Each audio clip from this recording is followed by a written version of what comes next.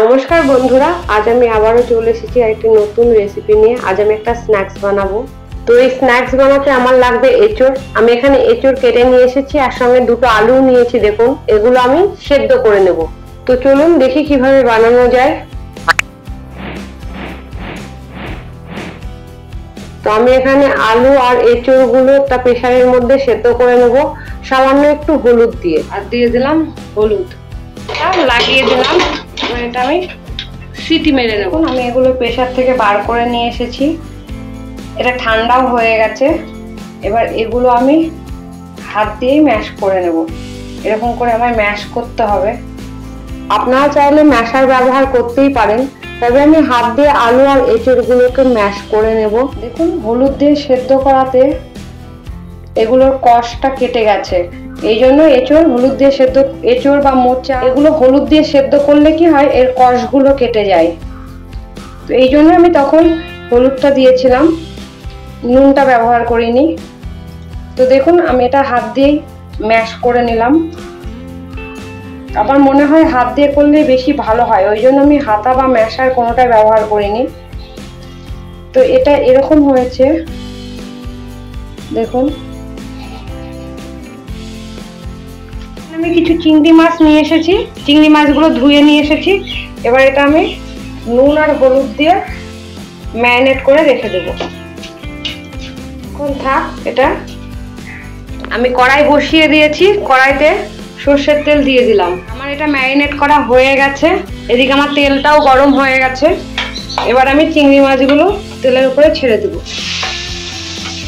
মাছগুলো আমার ভাজা হয়ে গেছে। এবার আমি এগুলো তুলে নেব।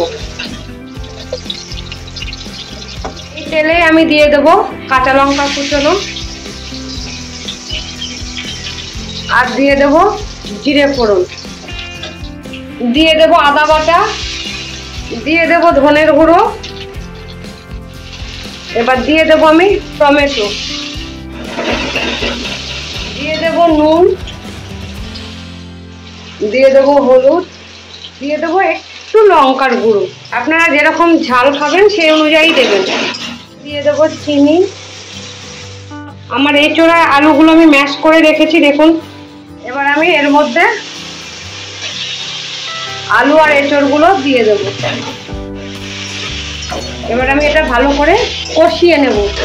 এটা কিন্তু খুব ভালো করে কষাতে হবে। চিংড়িগুলো আমি ছিঁড়ে ছিঁড়ে নিয়েছি, দেখুন। যেহেতু চিংড়িটা একটু বড় ছিল, সেজন্য আমি একটু কেটে কেটে নিলাম। আমি হাত দিয়ে ছিঁড়েছি, আপনারা চাইলে চাকু দিয়ে কাটতেই পারেন। এবার আমি চিংড়িগুলো এর মধ্যে মিশিয়ে দেব। এবার আমি এগুলো এর সাথে মিশিয়ে এর মধ্যে দিয়ে দেব ভাজা জিরের গুঁড়ো, আর দিয়ে দেব গরম মশলা। মেশানো হয়ে গেছে। এবার আমি এটা নামিয়ে নেব। এটা আমি ঠান্ডা হতে সময় দেব। এদিকে আমি কড়াই বসিয়ে দিয়েছি। তো কড়াইতে তেল গরম বসিয়ে দেব। এখানে আমি সাদা তেল ব্যবহার করছি।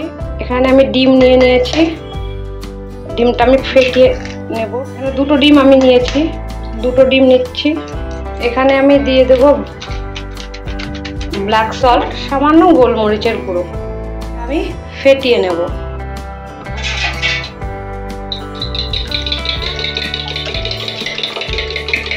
এখানে আমি 4 টুকরো ব্রেড নিয়ে নিয়েছি, 4-5টা আমি কেটে নিয়েছি, দেখুন। এভাবে সাইড করে কেটে নিয়েছি।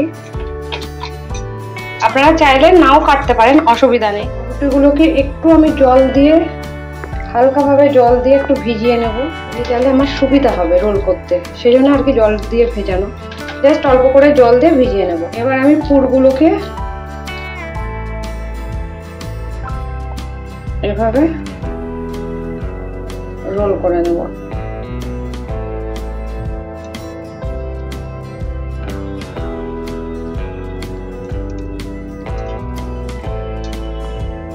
আমি ডিমের গোলার মধ্যে চুবিয়ে নেব।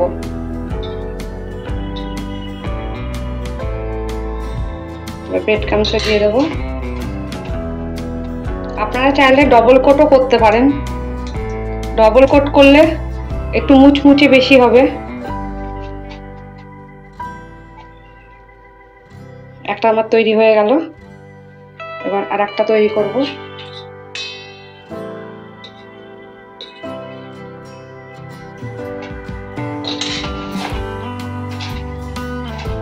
তো এইভাবে আমি সবগুলো বানিয়ে নেব।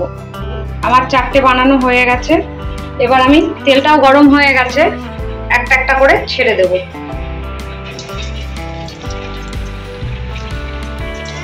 আমি একটা একটা করে উল্টিয়ে নেব। এটা খেতে কিন্তু সত্যি খুব ভালো লাগে। বাচ্চারা এঁচোড় পছন্দ করে না, যদি আপনারা এভাবে বাচ্চাদেরকে খাওয়াতে পারেন তাহলে কিন্তু ওরা খাবে। এটা স্ন্যাক্স হিসাবেও খুব ভালো যায়, বাচ্চা থেকে বুড়ো সকলেই পছন্দ করবে। জাস্ট একটু খাটনি হয় বেশি, এই আর কি। একটু খাটনি করলে আর কি ভালো খাবারটা পাওয়া যায়। সেরা জিনিসটা কিন্তু খাটনির জোরেই পাওয়া যায়। তাই এইভাবে অন্তত একবার বানাবেন, বানিয়ে খেয়ে দেখবেন কেমন লাগছে। আর আমাকে কমেন্টে জানাতে অবশ্যই ভুলবেন না কেমন হয়েছে। তো দেখুন আমার ভাজাটা হয়ে গেছে, এবার আমি তুলে দেব। দুদিকটাই আমার ভাজা হয়ে গেছে সুন্দরভাবে। ভিডিওটা এতক্ষণ দেখার জন্য অনেক ধন্যবাদ। ভিডিওটাকে অনেক অনেক করে লাইক করুন, শেয়ার করুন, আর এই চ্যানেলটিকে সাবস্ক্রাইব করে রাখুন, যাতে আগামী ভিডিওগুলো আপনারা খুব সহজে আর তাড়াতাড়ি পেয়ে যান।